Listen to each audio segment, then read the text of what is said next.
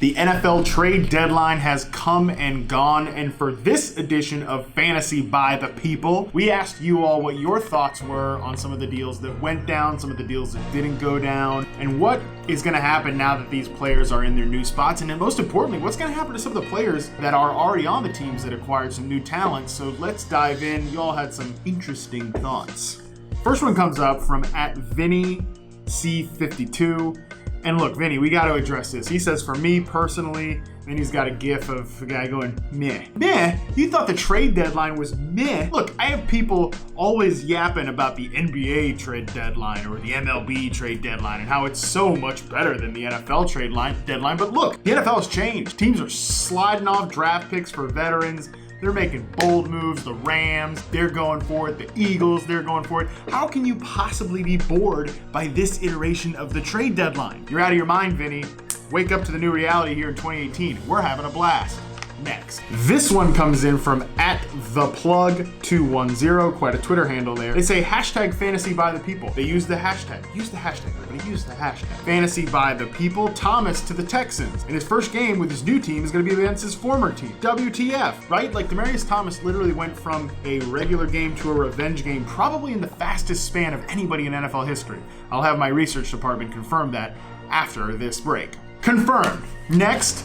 This one comes in from @PopularFFWriter. Interesting, quite a humble brag. All I know is I will take every opportunity to scream Amari Cooper's name from the rooftops wherever he does something good on the Cowboys. I expect I will lose my voice by week 10. I don't think you're losing your voice by week 10. I mean, Amari Cooper to the Dallas Cowboys, they paid the iron price of a first-round pick. That was quite a lot considering some of the other deals that went down for wide receivers. Today, I'm not all that optimistic about Cooper over the rest of the season, but I'm willing to be proven wrong. I'm not going to be proven wrong. Next, this one comes in from @DarkNinjasX7 or Time7. I don't know. Frank the Tank is his username. I'm happy to hear that Montgomery got picked up by the Ravens. Sad to see that the Packers sent him packing. No pun intended. Wink. I hate this pun. This pun is terrible. I no longer want to talk about this tweet anymore.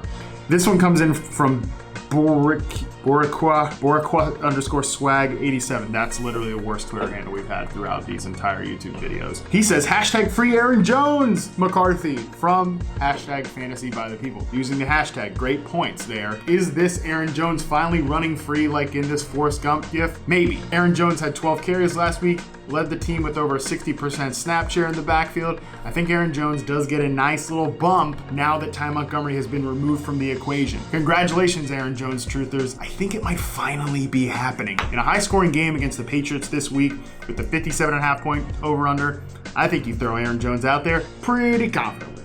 This one comes in from @KMerrill8276. I purposely targeted Sutton and Gallup in all leagues last week, so no. And he's really feeling himself here with this Golden Girls gif. Damn, I'm good. Look, buddy, I think you can take the victory lap on picking up Sutton now that he's probably the starter there with Demaryius Thomas gone, being used as a deep threat. 14 average depth of target, but Michael Gallup is completely irrelevant now that Amari Cooper is there. So don't moonwalk too hard here on this gif on this one. But good job, Kevin. Enjoy Cortland Sutton for the rest of the year. He's pretty much usable from here on out as a big play chasing asset in fantasy football. Next. This one comes in from @JoeP_88. Trying to figure out if Golden Tate helps or hurts Alshon. Alshon had 10 and 12 targets in his 2 games prior to having 5 against the Jaguars in London, which I think is probably the outlier here. But let me tell you what. These people who say like, oh, this new receiver is just going to open up coverage for this receiver is already on the team, give me a break. That is not true. Prove that actually happens. More passing game options just takes away targets from the guys that were already there. Golden Tate's addition to the Eagles offense, it's great news for Carson Wentz. It's great news for the Super Bowl contending Philadelphia Eagles, but it's bad news for everybody that's trying to get targets in the Philadelphia offense. Don't let anyone try to sell you otherwise.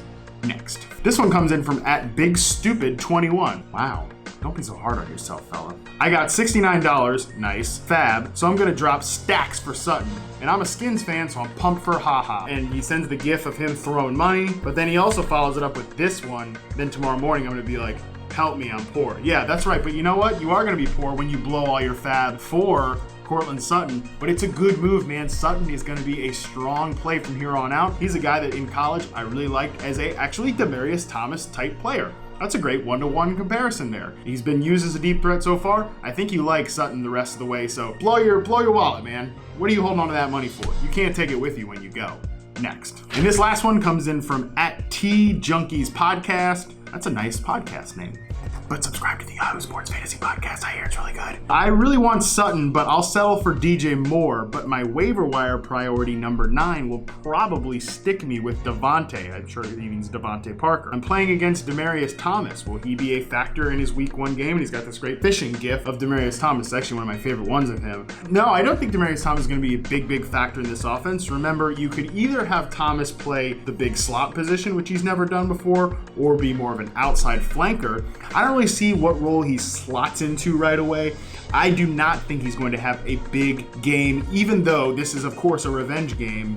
I think Thomas is slow in his first game back, and I'm sorry that you're probably stuck with Devante Parker because DJ Moore, that guy's going to be good. That is going to do it for this week's edition of Fantasy by the People, a special NFL trade deadline edition of the show, and man, was it a fun one. Please keep giving us more action like this, NFL. Please. As for you all, remember to use the hashtag on Twitter, #FantasyByThePeople, and subscribe to the Yahoo Sports YouTube page where you can get fun content like this all year round about all different sports. And of course, follow me on Twitter @MattHarmon_BYB for the best tweets. And that's it.